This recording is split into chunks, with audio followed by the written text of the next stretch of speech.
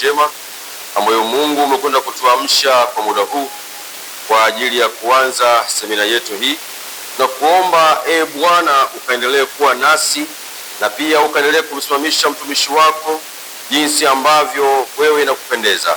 Mungu, tunakutegemea wewe katika maisha yetu, tukiomba na kushukuru. Amen. Tukiangalia katika Zaburi ya 146, Zaburi ya 146, tunaona ni wakati ambao Mungu anakwenda kusema na sisi kupitia Zaburi ambayo inasema ni sifa kwa kupata msaada wa Mungu. Zaburi hii inatuambia hivyo, lakini unapoisoma inasema haleluya, nafsi yangu kumsifu Bwana. Nitamsifu Bwana muda ninaoishi. Bwana Yesu asifiwe sana. Kwa Zaburi hii tunapoisoma na kuitazama inatufundisha habari ya kumtukuza Mungu, habari ya kumsifu Mungu kwa wakati uliokuwa nao, tukiwa katika ulimwengu huu uliojaa shida na tabu nyingi, lakini Mungu ametupa nguvu za Roho Mtakatifu kuyashinda hayo yote, na ndiyo maana tunahitaji kusimama muda wote kwa kumtumikia yeye. Tusimame muda wote kwa kutembea na Mungu katika maisha yetu, wala kusiwe na hofu yoyote katikati yako, kwa maana Roho Mtakatifu yuko ndani yako. Bwana Yesu asifiwe sana. Na hapa tunahitaji kuona ya kwamba katika asubuhi ya leo kila mmoja anakwenda kusimama vyema katika nafasi yake, na anapoondoka mahali hapa atembee na yule ambaye amemuongoza katika maisha yake. Mungu wetu ni Mungu mkuu na ni Mungu anayejibu maombi kwa kila mmoja. Sote tuko hapa, lakini tunaamini ya kwamba kile ambacho tunakwenda kuomba machoni pa Mungu, na Mungu anakwenda kufungua, na Mungu anakwenda kusema na sisi, na Mungu anakwenda kutenda sawa sawa na mapenzi yake. Haleluya.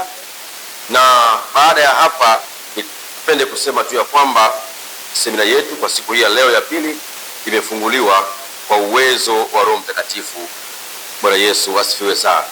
Nimkaribishe pia mtumishi wa Mungu kwa ajili ya kusema nasi kuanzia sasa na wakati mwingine ujao, na pia tukiendelea kuombea na wenzetu wengine ambao bado hawajafika, wako mbali kulingana na hali ya usafiri, lakini tunaamini ya kwamba watafika wakiwa salama, na pia tutaendelea kuwa nao katika mazingira haya ya viungani katika eneo la Zanzibar, Wete, Pemba, kanisa Anglikana. Kwa hiyo Mungu aendelee kututia nguvu. Amen. Karibu.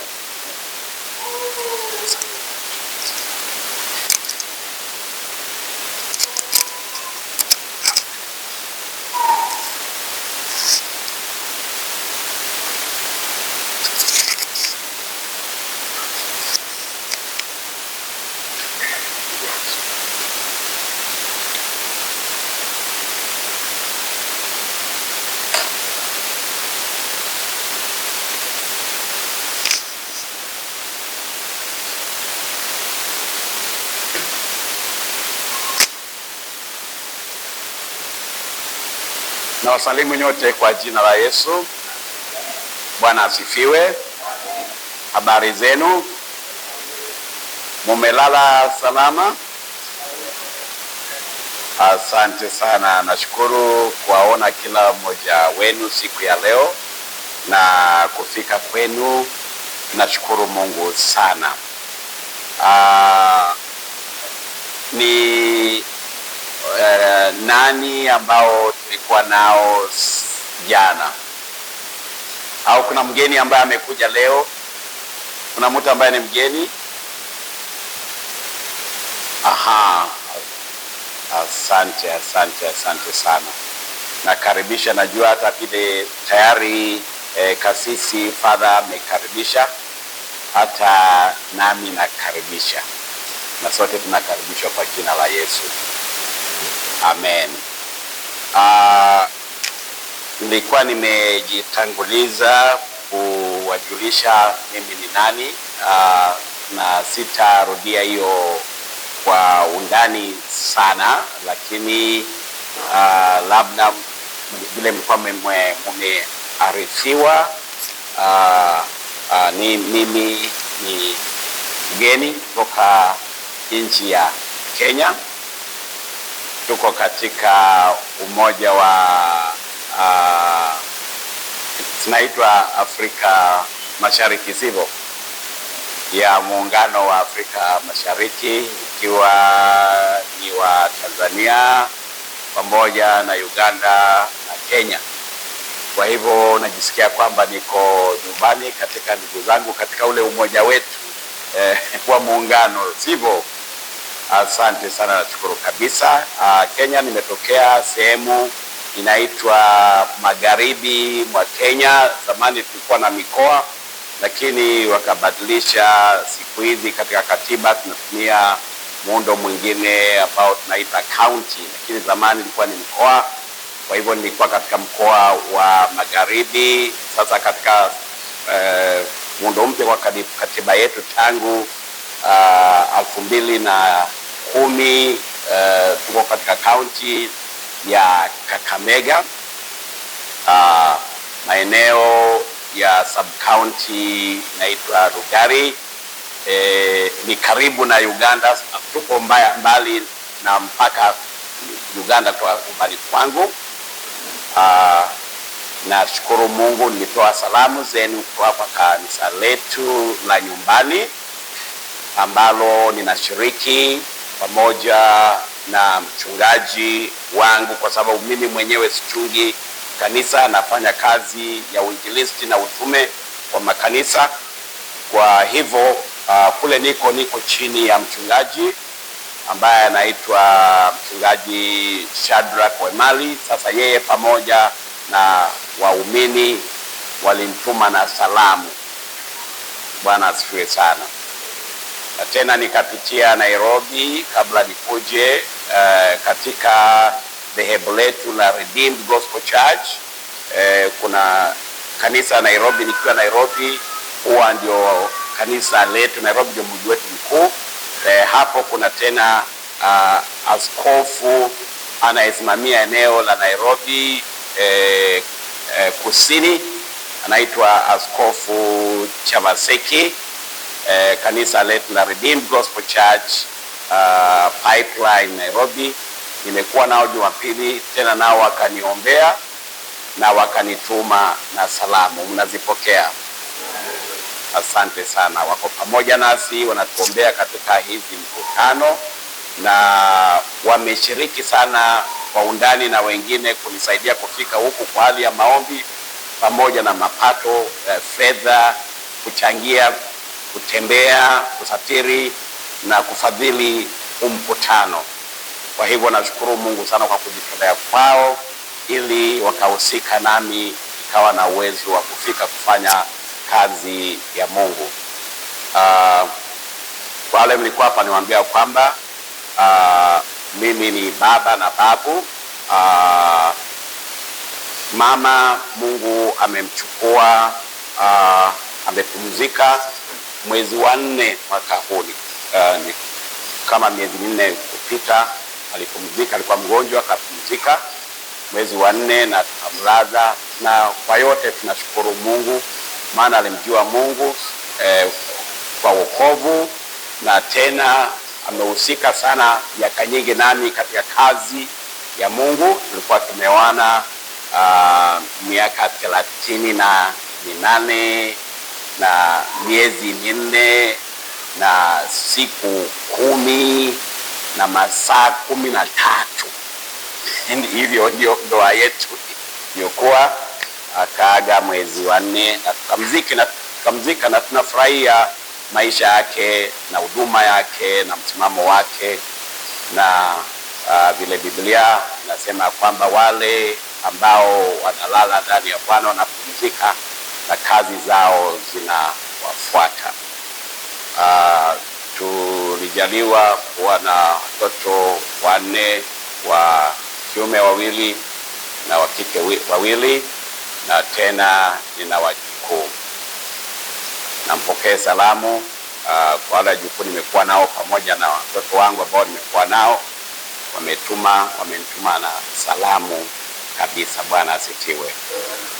Amen.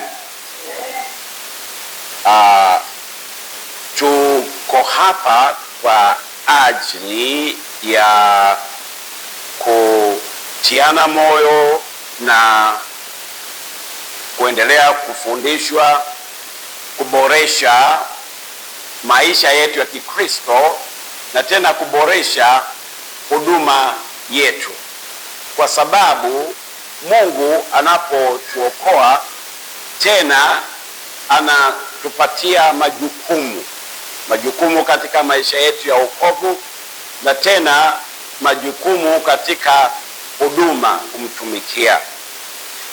Kwa hivyo tumeanza jana na kuzungumzia katika hali ya kufanya wanafunzi. Tumeongea mambo ya wanafunzi na kuongea kuwafanya mataifa wanafunzi. Hilo ndilo lengo letu kuu katika kongamano hili au semina hii ambayo tuko nayo, kufanya mataifa wanafunzi. Ndio tumeanza jana, tukafundisha kwa ule wakati tumekuwa nao jana, na tutaendelea leo na njia hiyo, tukimtumaini Bwana akaendelee kutubariki. Amen.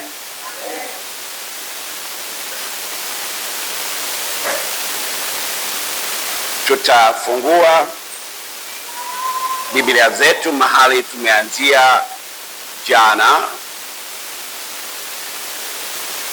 Karibuni wale ambao mnaingia.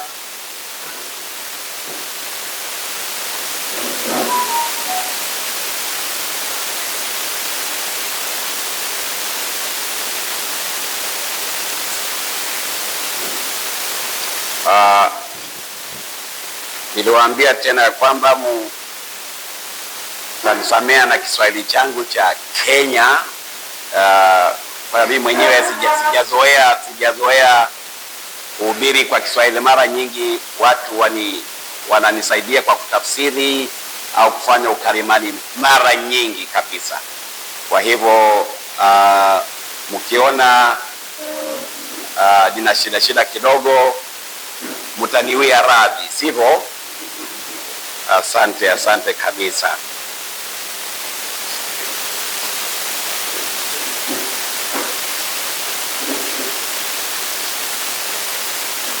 Basi tutaanzia hapo ambalo hilo ndio lengo letu. Mathayo mlango wa 28. Naambia huko mmezoea kutumia sura. Mara nyingi Kenya tuna mambo ya mlango.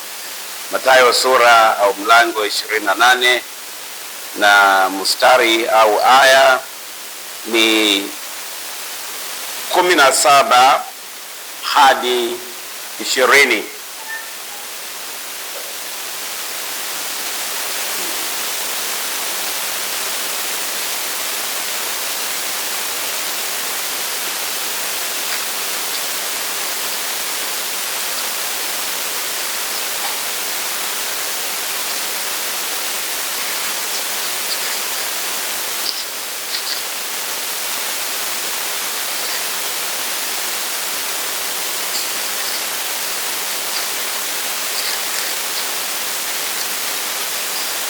Tasoma.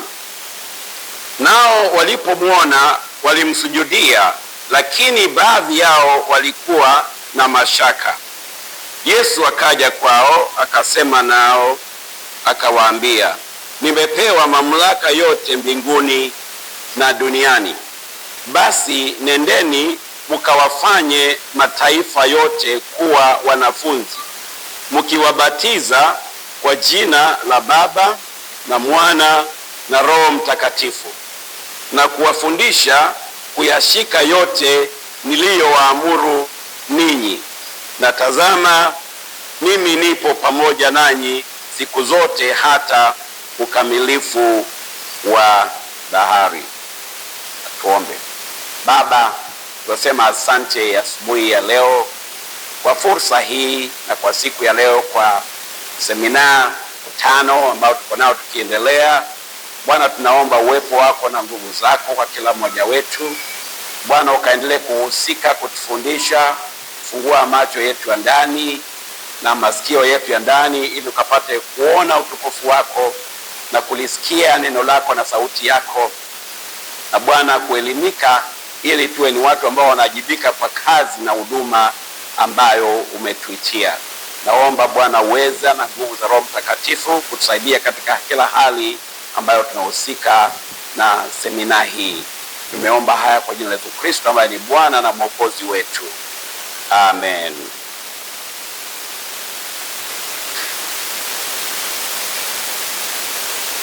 Kuwafanya mataifa wanafunzi ndio mwito wetu, ndio lengo letu. Wale ambao mnatusikia kwa mtandao, tena tunawakaribisha, kwa nimesahau, tunawakaribisha mahali mupo katika nyumbani zetu mwenu au ofisini. Tunawakaribisha kuwa pamoja nasi na kuendelea nasi, na mtabarikiwa kila mahali ambapo mupo. Hapo huko uwepo wa Mungu na uwezo wa Mungu uko pamoja nawe. Mungu anapenda mataifa, na Mungu maono yake ni kwa mataifa, maana ni yeye aliumba mataifa kutoka na binadamu mmoja ambaye ni Adamu. Mambo ya mataifa yameanza katika kitabu cha Mwanzo, wakati wa Nuhu. Kuna wakati moja watu walikuwa ni lugha moja, wanakaa pamoja. Kafika mahali wakataka kujenga mnara ili wajenge wakamfikie Mungu, wakatengeneza matofali. Hayo mambo yamenakiliwa katika Mwanzo mlango wa 11. Hilo jambo halikumpendeza Mungu, maana Mungu alikuwa amemwambia binadamu atawale ulimwengu wote na atembea, afike kila mahali ya ulimwengu. Lakini hilo jambo la binadamu kuanza kutengeneza mjengo ili amfikie Mungu alikumpendeza Mungu. Mungu akasema hawa watu wako pamoja, wana nia moja, wana lugha moja, na hakuna jambo ambalo litawashinda. Mungu akasema kwa hivyo tutawagawanya wasiwe na ule umoja, maana walikuwa naongea lugha moja pamoja. Tutawachanganya wawe ni watu ambao na lugha mbalimbali, wasiweze kusikizana katika mambo ambayo wanafanya, mambo ambayo ni kinyume na mapenzi ya Mungu. Hilo ni kuonyesha kwamba hizi lugha tuko nazo zilitokana na uasi, the languages that we have, that we share. We have them actually as an act of rebellion. It was not necessarily given as a blessing. It was given to divide us so that we do not rebel against the will of God. Na Mungu alipofanya hivyo, basi wale wanadamu wakajikuta kwamba hawawezi kuelewana, hawana lugha moja vile ilikuwa. Sasa mpango wao uliokuwa kujenga mnara ukawa sasa umeharibika, na wakaanza sasa kwenda kila mtu kivyao. Labda watu wengine wawili watatu wanasikizana, wale wanasikizana kwa lugha wanaenda njia zao hivyo hivyo. Sasa ikawa sasa ndio mwanzo wa mataifa kupitia kwa lugha mbalimbali.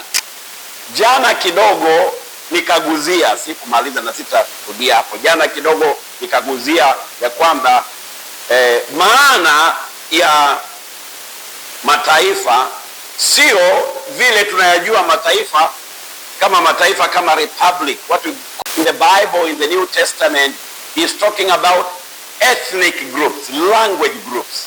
Kiongea mambo ya taifa au mataifa katika Biblia inaongea kuhusu lugha, makabila, sio nchi ambayo inajumulisha watu wengi. Mataifa katika Biblia sana sana katika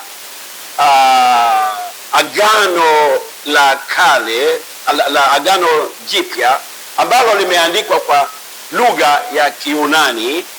Hata ukienda kwa Agano la Kale ambalo limeandikwa kwa lugha ya Kiebrania, unakuta kwamba walipoongea kuhusu mataifa walikuwa wanamaanisha makabila fulani au watu wa rangi fulani ambao wanaongea lugha fulani. Sio vile tunajua mataifa kama kuunganisha watu wengi, rangi nyingi au lugha nyingi. So Mungu, kwa hivyo Mungu aliwatawanya katika Mwanzo mlango wa 11. Kawatawanya wakasambaa kila sehemu ya ulimwengu. Sasa wale mahali tunawapata watu kama hapa Afrika ilikuwa kutoka huko, kama kutoka Europa kutoka huko, kama kutoka Marekani kaskazini, Marekani kusini, kama ni visiwa, kama sisi ni watu wa kisiwa, sio wapi, Pemba, sivyo? Sio cha Pemba, kisiwa cha Zanzibari. Kule Zanzibari wanaita Unguja, wapi? Ni Unguja kule. Tukawa kuna visiwa, watu wa visiwa wakatawanywa pale wawe ni mataifa.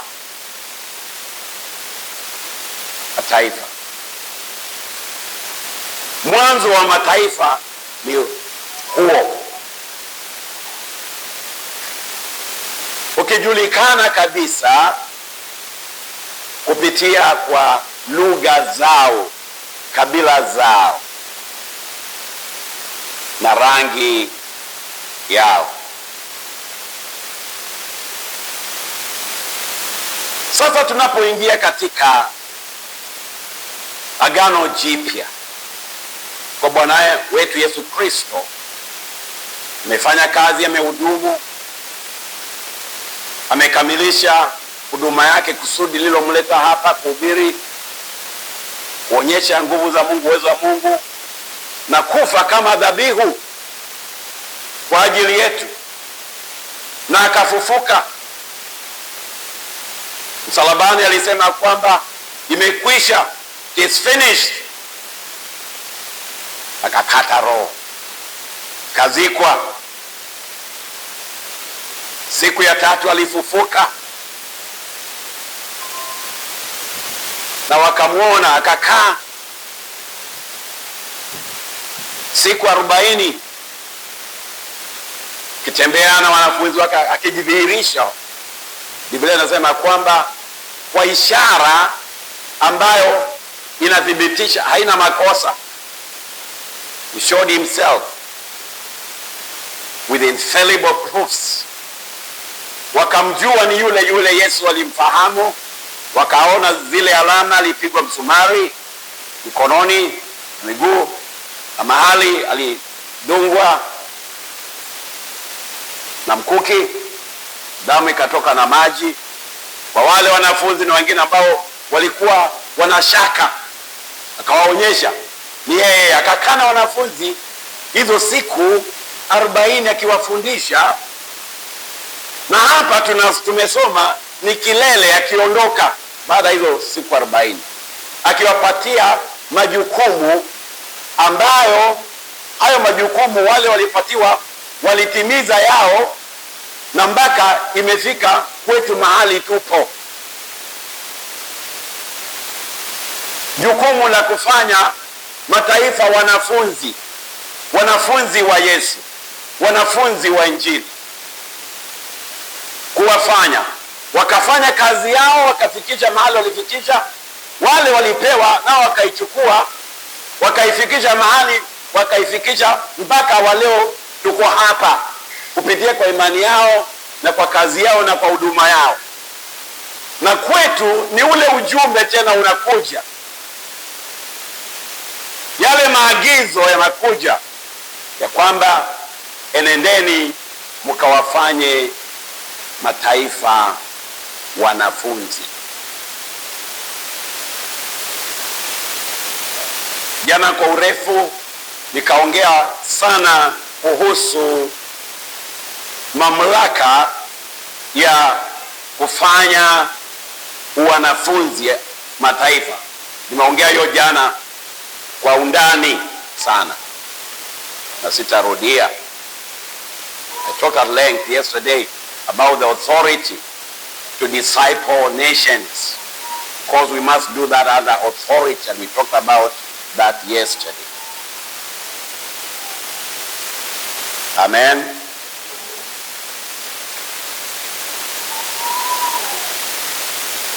Discipling nations.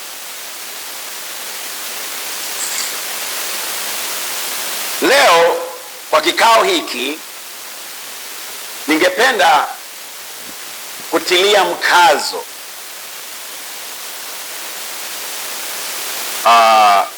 au kusisitiza katika lengo, chini ya lengo kuu la kufanya mataifa wanafunzi. So I'm going to look at our theme today, which theme is on the core principles of discipling nations. That's what I'm going to look at in this, our first session, core principles or main principles of discipling nations, yani kanuni kuu za kuwafanya mataifa kuwa wanafunzi. Kanuni kuu za kufanya mataifa kuwa wanafunzi. Ni kanuni gani kuu ambazo zinaweza kusaidia? Kuna kanuni nyingi, naongea tu kuu kwa sababu ya muda. Labda ni kitu umesikia, ingine za kuwa kurudia, lakini itakuwa ni kwa njia mpya. Kanuni ambazo tukizishika zinaweza kutusaidia kuelewa jinsi ya kuhusika katika kuwafanya wa mataifa wasiomjua Yesu, wasiohusika katika ufalme wa Mungu kupitia kwa Roho Mtakatifu, kwa jina la Yesu, kuingia katika mwili wa Kristo, kutusaidia kuwafanya wanafunzi. Hizo kanuni kuu ambazo ningependa kuongea juu yake. Kanuni ya kwanza ambayo nitaanza nayo ni ile kanuni tunaita maono, vision.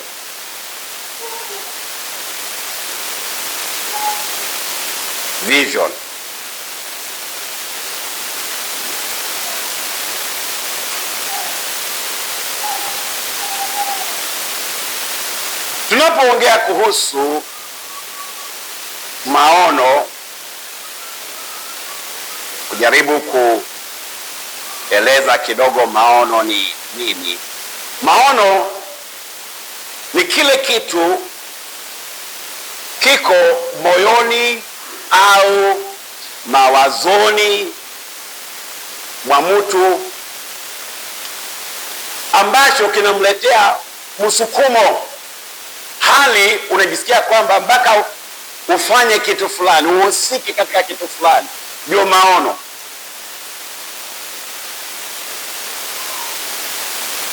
Ni wazo, ni fikira, ni ndoto,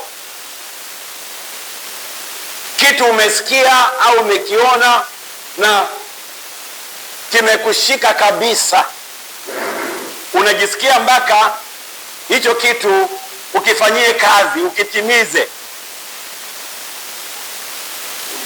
Ni kama hauna amani mpaka hilo jambo au hicho kitu kifanyike. Sio kitu cha kupita.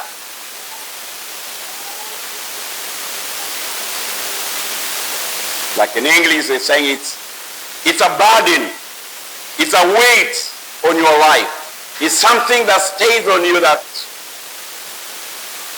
gives you pressure to do something about it, to fulfill.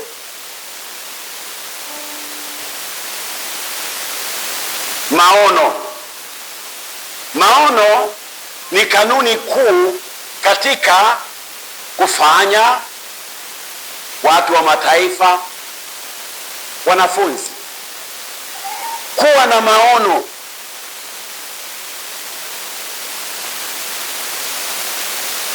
Tumewaona hawa watu, tunawajua hawa watu, tuna mzigo kwa hawa watu. Hawa watu wameingia katika mawazo yetu, wameingia mpaka moyoni mwetu, hatuwezi tukawaachilia. Ni mzigo ambao umebeba. Katika somo letu la lengo, Mathayo, mahali tumesoma 28, ule mstari wa 17, ukaongea ukasema ya kwamba walipomwona Yesu, hao wanafunzi walipomwona Yesu walimwabudu. Jana tumeongea mambo ya ibada, sitarudia hapo, kikaa kwa hilo jambo sana jana, ibada katika kufanya wanafunzi. Sasa nalenga hapo, wamesema kwamba walipomwona. Hayo ni maono. Maono ni kuona. Unaweza ona kwa macho ya kiasili, lakini yale maono tunaongea muhimu ya Mungu ya kufanya wanafunzi ni maono ya ndani, maono ya roho. Hata kama utaona na macho ya kiasili, mpaka tusaidike kule kuona kiasili, kutusaidie kuingia undani wetu, kuona na macho ya ndani jinsi watu walivyo au jinsi Mungu alivyo. We must have a spiritual vision translated from our eyesight, so that we can see what is beyond our eyes, what is in the people's lives, what people are going through, the challenges they are having. That is what can drive you, what can drive us. Ndio jambo ambalo linaweza kukusukuma, kama una ule undani wa kuona watu na njia zao na shida zao na ugumu ambao wanapitia. Kabla hatujaona mataifa kwa hiyo njia, hatutakuwa na mzigo wa kuwafuata na kuwahudumia. Unawaona tu ni watu kama wa kawaida, mpaka tufunguke kuwaona jinsi walivyo maishani mwao na jinsi walivyo hata mbeleni ya Mungu. Ndio maana ya maono. Spiritual eyes being open. So kwa wanafunzi kuna jambo hapa moja. Hawa wanafunzi wa Yesu Kristo walikuwa wamemzoea kumwona Yesu wakati alipokuwa katika mwili, na hawakumwabudu.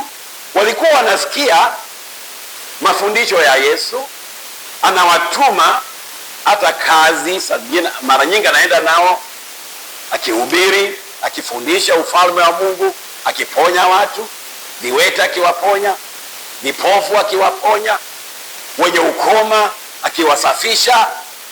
Hiyo miujiza yote wakiona, na hata waliokufa akiwafufua. Wanaona hiyo, na saa zingine Bwana anawatuma wanafanya ukazi, wanamletea ripoti. Lakini hatukuwa na sehemu nyingi Biblia unaona ya kwamba walikuwa na mwabudu Yesu, ingawa walikuwa naamini kwa njia nyingine ni mwana wa Mungu, hawakuwa na uhakika kabisa. So ile ibada ya kumpatia Yesu kama Mungu akiwa mwilini, hawakuwa wanampatia halisi. Ni wakati mmoja wanakuwa tu, baadhi yao wanamwabudu, wanasema wewe ni Mungu. Ilikuwa hivyo. Lakini huu wakati Yesu amefufuka, ameshinda kifo, na hapa kabla kuondoka anapeana haya maagizo. Kabla apeane maagizo, alipokuja kwao, Biblia ilisema kwamba walipomwona walimwabudu. Ndio kisa cha kwanza wao kama wanafunzi 11 tunaona pamoja walimwabudu. It's the first time we see the 11 disciples worshiping Jesus together. Before that, they would just see him maybe as one of them, as somebody sent from God, somebody special, but they didn't give him worship. But this particular time, it has changed. This is the resurrected Jesus Christ. They have come to believe he's the Son of the living God. Na walipomwona, walimwona kama Mungu.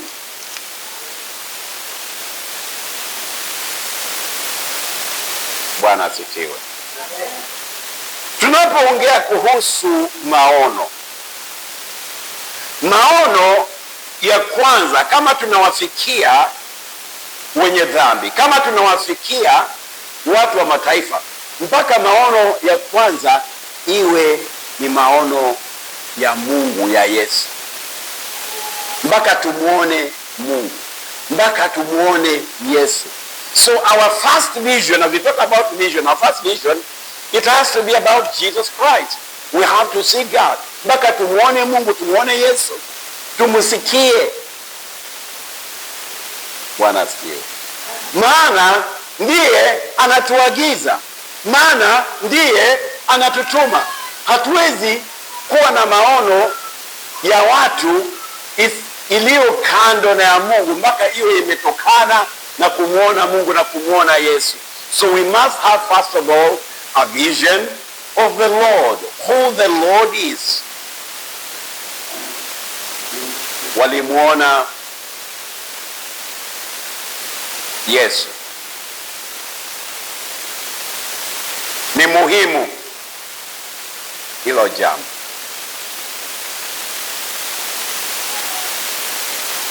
Umemwona Yesu, umekutana na Yesu, unamfahamu Yesu, una uhusiano na Yesu, maana ndiye tunastahili kumwona, kumjua, na ndiye ambaye tunaenda kumtangazia au kumjulisha kwa watu. Si alisema tufanye mataifa kuwa wanafunzi wake?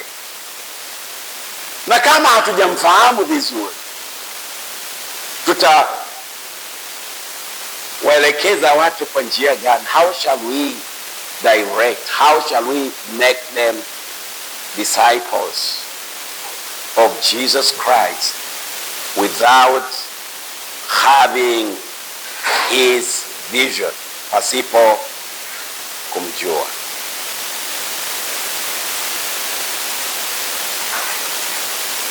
Tukienda kwa mataifa kufanya watu wanafunzi, pasipo kuwa na maono ya Mungu, pasipo kuwa na maono ya Yesu, hatujamuona Mungu vizuri, hatujasikia sauti yake, hatujasikia neno lake, hatujasikia utume wake, itakuwa ni vigumu sana kuwafikia watu,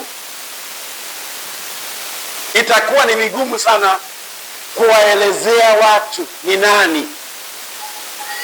So we must know who God is, who Jesus is. We must have that vision. Tuwe na ule yale maono. Kwa hivyo Mungu Yesu anajidhihirisha, anajionyesha kwetu kama watoto wake, tunafanyika wanafunzi, na baadaye anatutuma na ule ujumbe kuwafanya wengine wanafunzi, si jinsi tumefanywa wanafunzi kupitia kwa maono tumeyaona yake, kumuona, kumjua. Amen.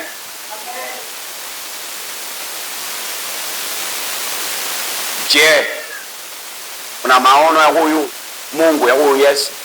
Unamfahamu kwa njia gani, kwa jinsi gani? Unajua utukufu wake? Umeona utukufu wake? Umeona utakatifu wake? Umehisi, umepokea upendo wake? Halo? Ndio maono tunaongea juu yake. Umehisi nguvu zake? Umekombolewa na nguvu zake? Nguvu zake zimefanya kazi maishani mwako? Ndio maono.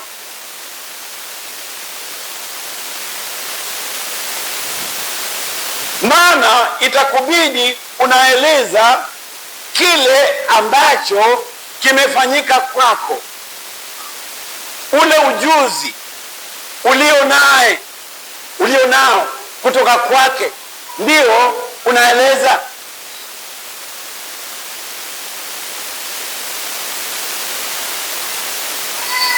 Katika, naamini ni waraka wa Yohana, waraka wa Yohana sura ya kwanza, mlango wa kwanza, kuanzia hapo mwanzo. Yohana akiwaandikia Wakristo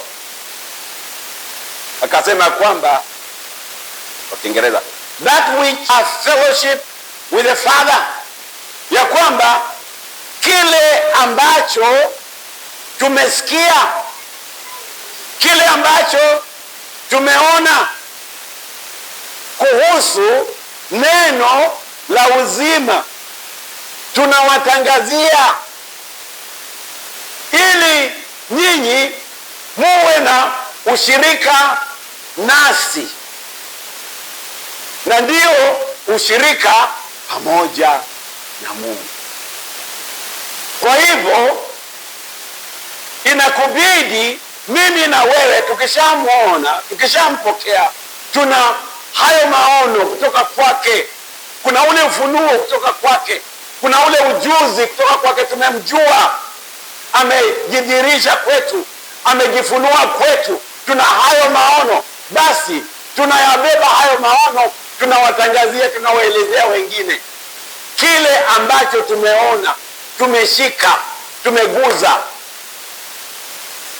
tumesikia, imefanyika kwangu, imefanyika kwetu, inawatangazia. Haleluya! Maono. Amen. Mshasikia habari ya mwanamke Msamaria? Kama unasoma Biblia, rudia tena. Hayo imenakiliwa katika Yohana kuanzia kifungu cha 4 kwenda mbele. Yule mwanamke Msamaria, Yesu alimtafuta. Hata Yesu alikuwa na maono ya kufikia wanadamu. Hiyo itakuwa sehemu ile itaingia. Naongea sana maono juu ya Mungu. Napenda mfano. Huyu mwanamke Msamaria, Yesu akaenda mahali ambapo Roho wa Mungu alikuwa amemjulisha kwamba huyu mama huja hapo kuchota maji. Yesu akaachilia wanafunzi wake wakaenda kutafuta chakula ndio wale pamoja. Yesu akasubiri hapo kisimani mchana saa 6. Huyo mama akafika. Yesu akaanza kumwongelesha kwa mambo ya kawaida, maji.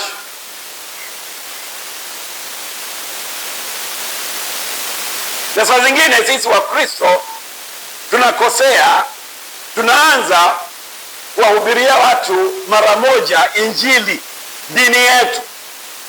Lakini Yesu alianzia kwa kitu cha kawaida, anaomba maji,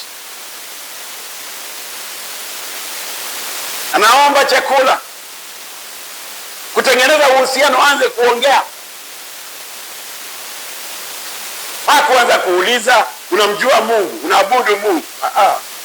Anaanza kwa mambo ya kawaida. Maana ni rahisi, ukiomba mtu maji atakusaidia na maji, tuna kiu na amekuja kisimani.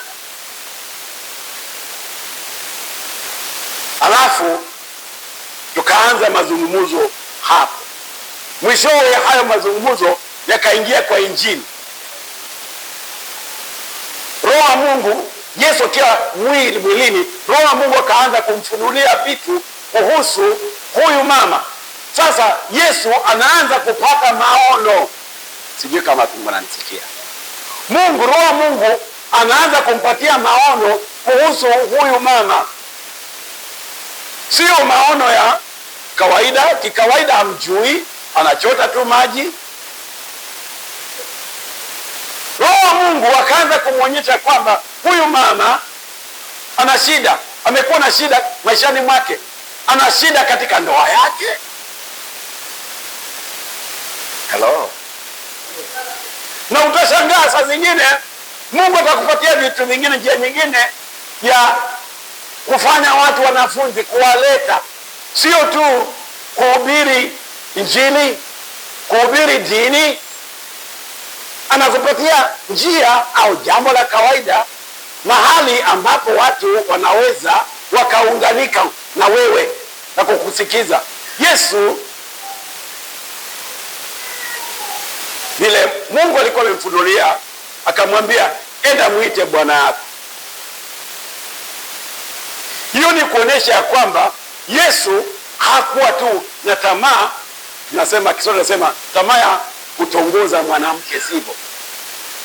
Kwa sababu si alikuwa hapo peke yake, na hakuna mtu mwingine ana tamaa ya kufanya nini? Kutongoza mwanamke. Kwa hivyo anamwambia enda muite bwana yako. Ndio kwamba kama nina jambo tukazungumze pamoja, wewe na bwana yako hapa. Naye akamwambia Yesu, mimi sina bwana. Sasa Mungu, tunaongea story ya maono. Sijui kama unanifuata. Maono msingi, kanuni ya kwanza. Na tumesema kwamba maono ya kwanza ni maono ya Mungu. Kumjua Mungu, kufahamu Mungu, kujisalimisha kwa Mungu. Yesu akamwambia, umesema kweli ya kwamba huna bwana.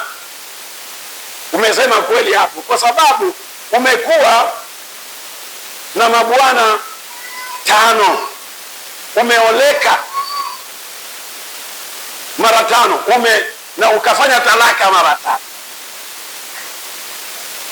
Huyu mama hajaongea mambo yake. Si Yesu akamwambia mlete bwana, kwa mimi sina bwana. Na hivyo akamwambia kwamba umekuwa na talaka mara 5. Na yule mume ambaye uko naye na unasema kwamba hauna mume, sio wako, umechukua mume wa mtu mwingine. Kwa hivyo umesema kweli kwamba hauna mume, kwa huyo sio mume wako, ni wa mwingine, ni umemwiba. Mama akashangaa, huyu mtu anajuaje? Ni mgeni kwangu. Mama akamwambia, wewe mpaka uwe ni nabii, mbona unasema mambo yangu hivi na hivi? Hapo Yesu akaanza kusema Injili. Akamwambia, kama ungemjua nani anakuongelesha leo, ungemwambia akupatie maji ya uzima. Maji ya uzima ambayo itakusaidia usiwe na kiu ya kufanya dhambi, usiwe na kiu ya kuachana na wanaume. Mnaona hapo? Yesu, Mungu alikuwa anadhihirisha, anamuonyesha haya mambo, maono. Alikuwa na maono ya Mungu, maono kutoka kwa Mungu, halafu ndio baadaye inaingia kwa watu. Kwa sababu hiyo mpaka tuwe na maono ya Mungu.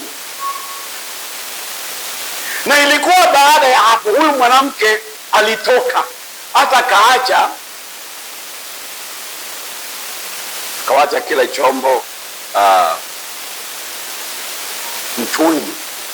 Mnatumia mtungi kuchota maji visima, mtatumia nini kuchota maji visima? Ndoo. Mnatumia ndoo.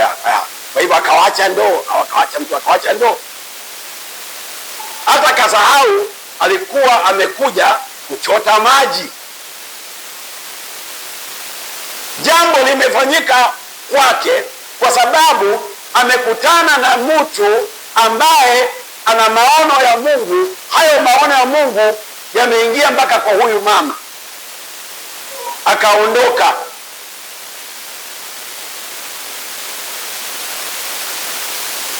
Akaenda, akarudi nyumbani. Na kurudi nyumbani akakutana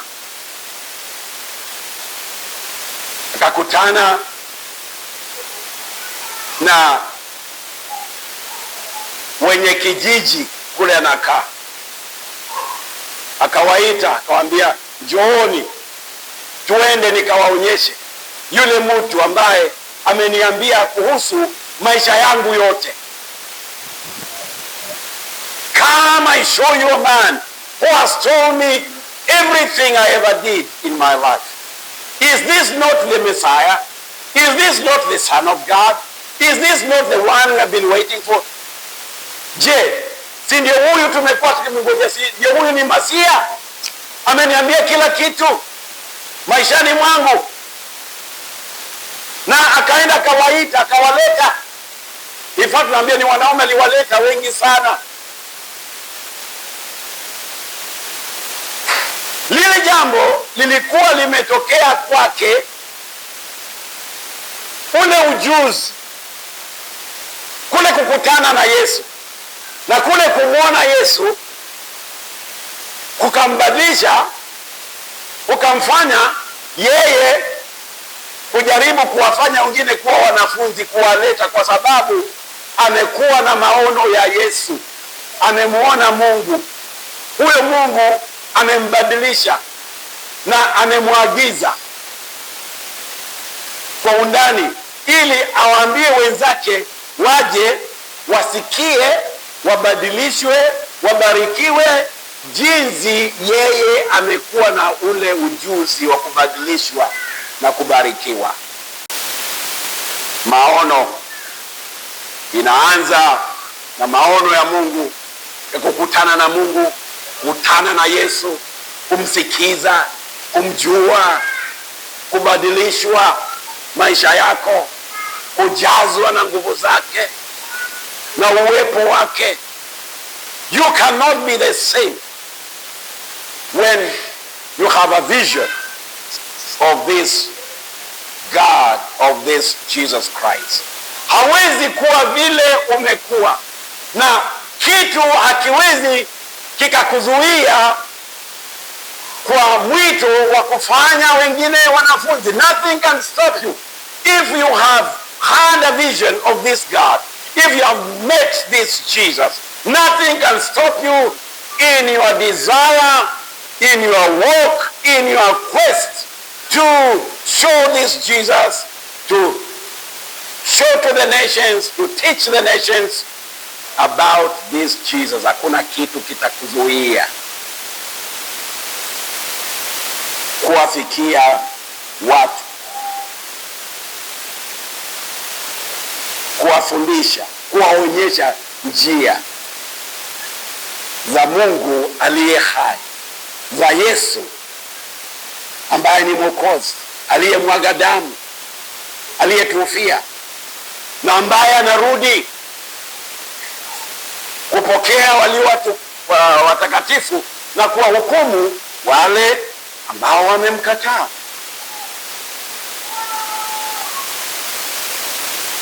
Vision, maono.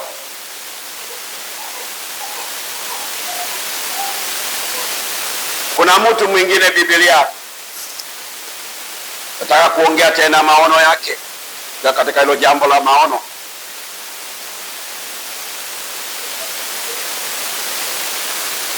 Naye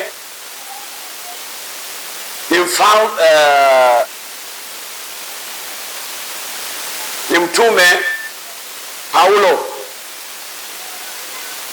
Paul the apostle. Paulo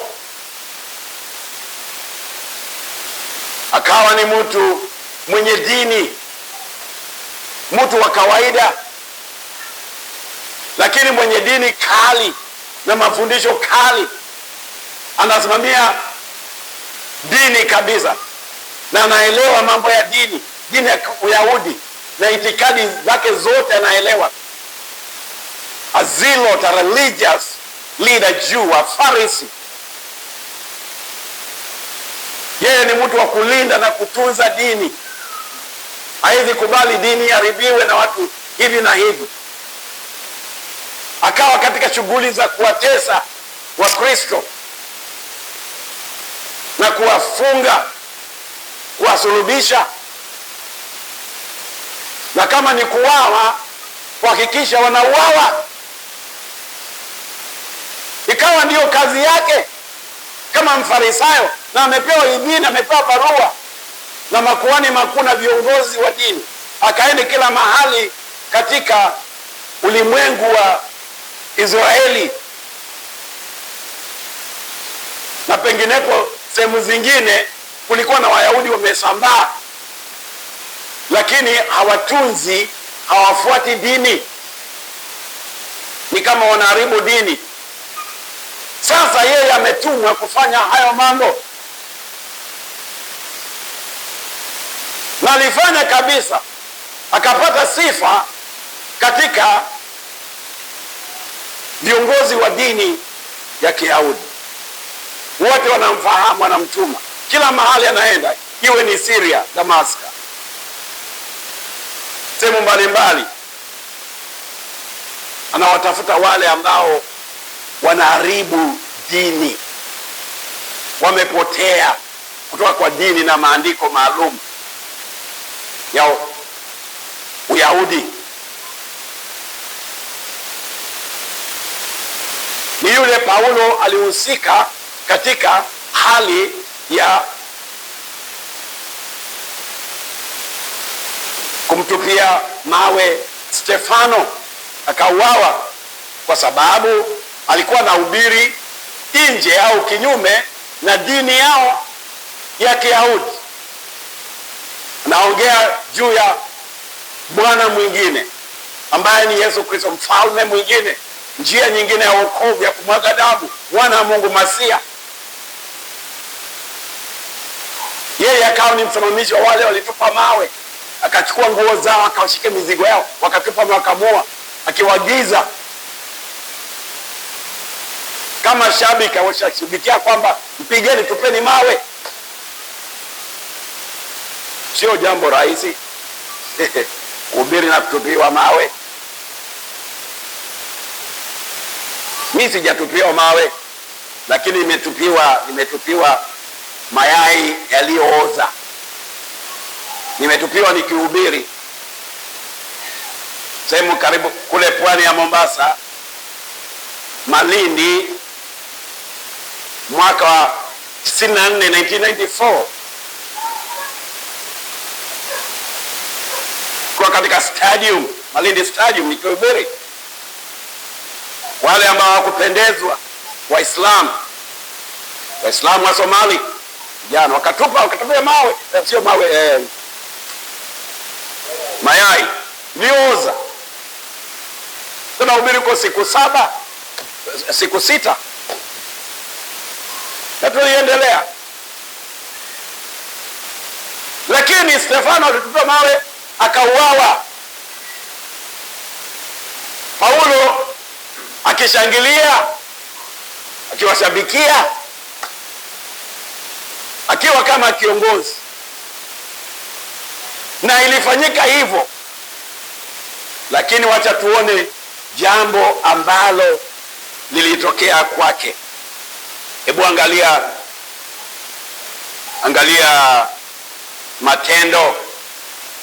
Matendo mlango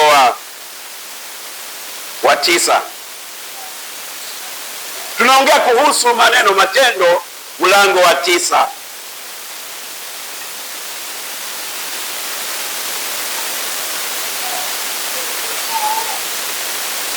Mlango wa 9 au sura ya 9 ile mnapenda kusema, kuanzia aya ya kwanza.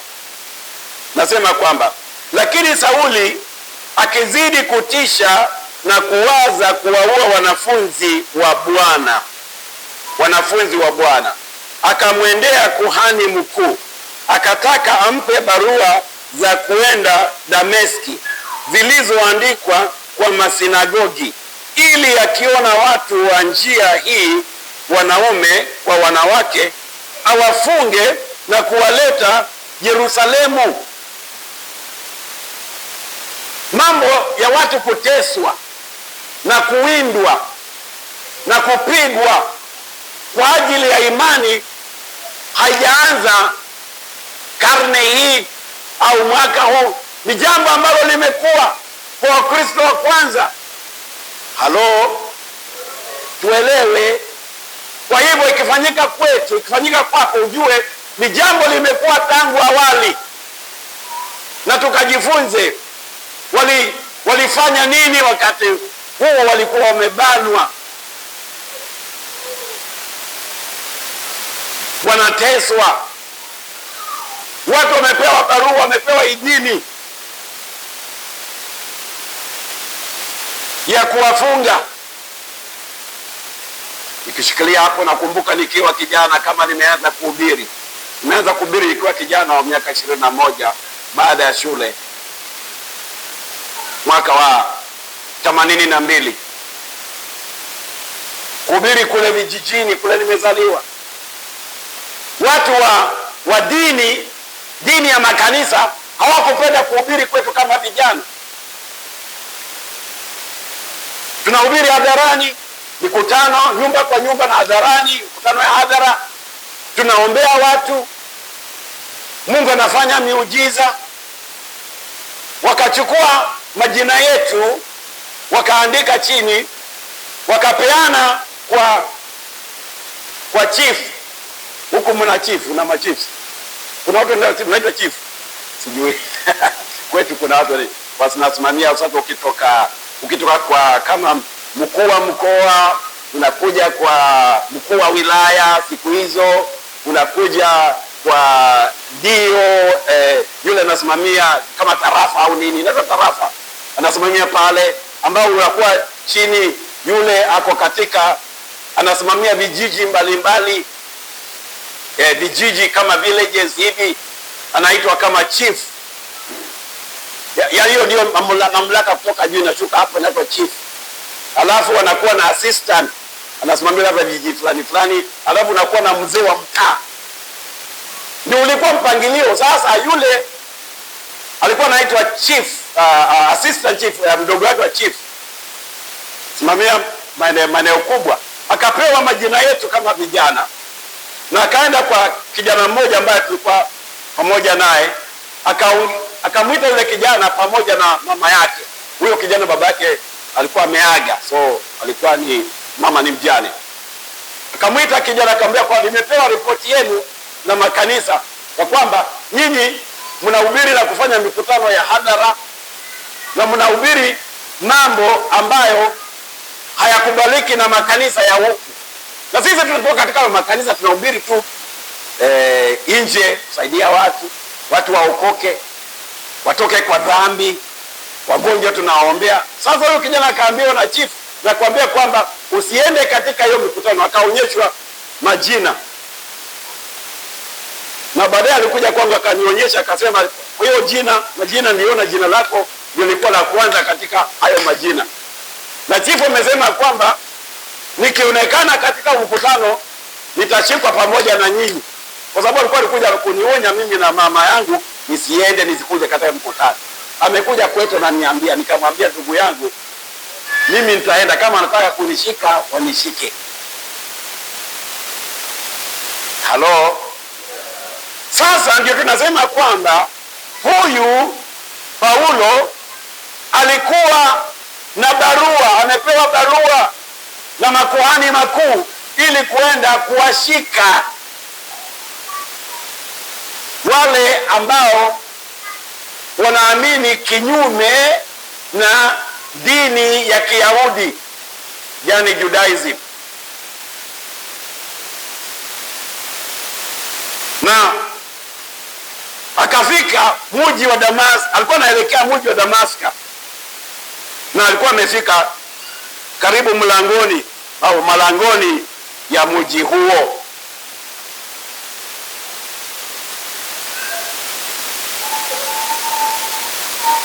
Mstari wa 3 unasema, wakati alipokuwa akisafiri ikawa anakaribia Dameski, ghafla nuru kutoka mbinguni ikamwangaza kote kote. Akaanguka chini, akasikia sauti ikimwambia, Sauli, Sauli, mbona wanitesa? Akasema,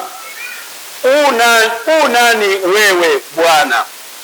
Naye akasema, mimi ndimi Yesu unayemtesa. Lakini simama uingie mjini, nawe utaambiwa ya kupasayo kutenda. Na wale watu waliosafiri pamoja naye wakasimama kimya, waliisikia sauti, lakini hawakuona mtu. Sauli akainuka katika nchi, na macho yake yalipofumbuka hakuona kitu. Wakamshika mkono, wakamleta mpaka Dameski.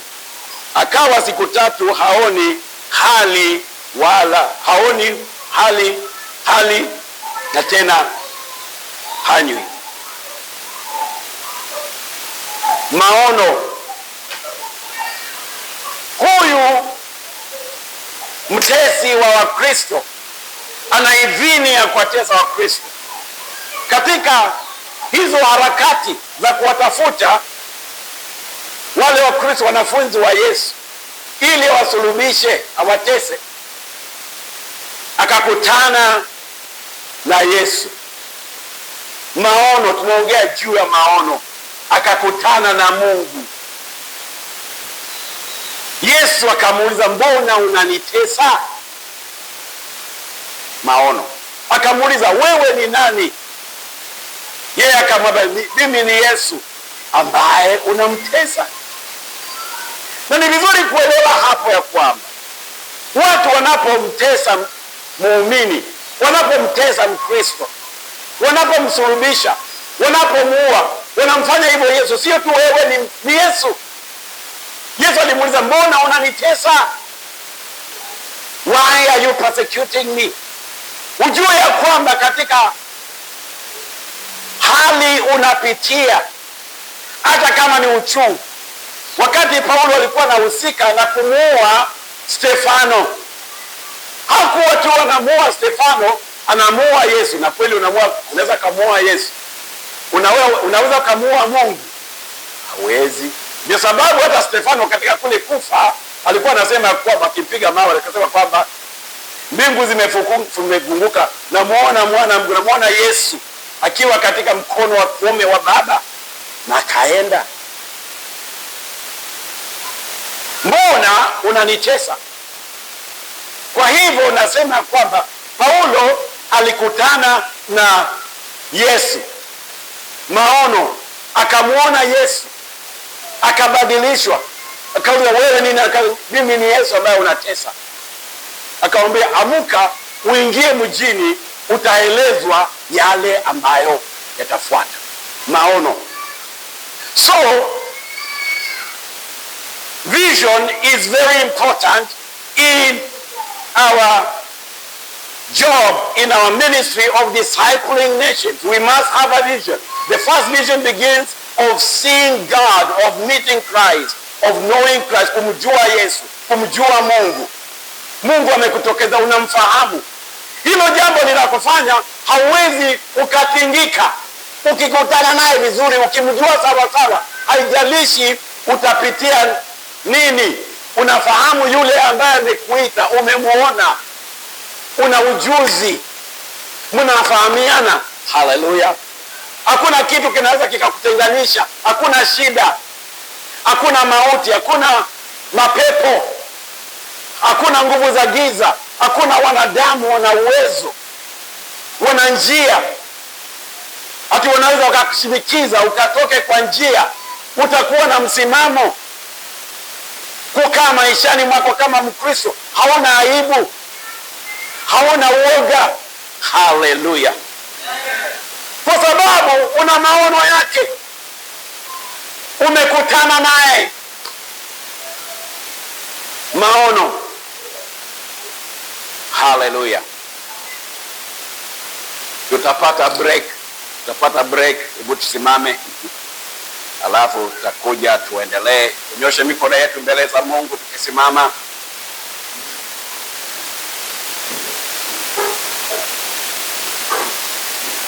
Bwana, nakushukuru na kubariki. Asante Bwana kwa kikao hiki. Asante Bwana kwa uwepo wako hapa. Asante Bwana kwa nguvu zako. Asante Bwana kwa watu wako. Asante Bwana kwa Roho wako kati yetu. Asante Bwana kwa maono. Asante Bwana kwa maono yako, kufahamu, kukuona. Na Bwana, kukufahamu tena na kukuona kunatusaidia kuona watu na kuwafahamu watu na kuwafanya wanafunzi. Bwana, ukatukuzwe maishani mwetu, ukatukuzwe kwa ajili ya kufanya watu wanafunzi. Tunakubariki tunapoendelea. Guza watu wako Bwana. Endelea kutembea kati yetu, endelea kujidhihirisha, ukajidhibitishe, ukajionyeshe kwetu. Maono yako tukayashike siku ya leo, na Bwana utukuzwe. We bless you and we worship. We give you glory and we give you honor and we give you adoration. May you be magnified. Ukatukuzwe, ukapewe sifa. Ni kwa jina la Yesu tumeomba na kuamini. Amen.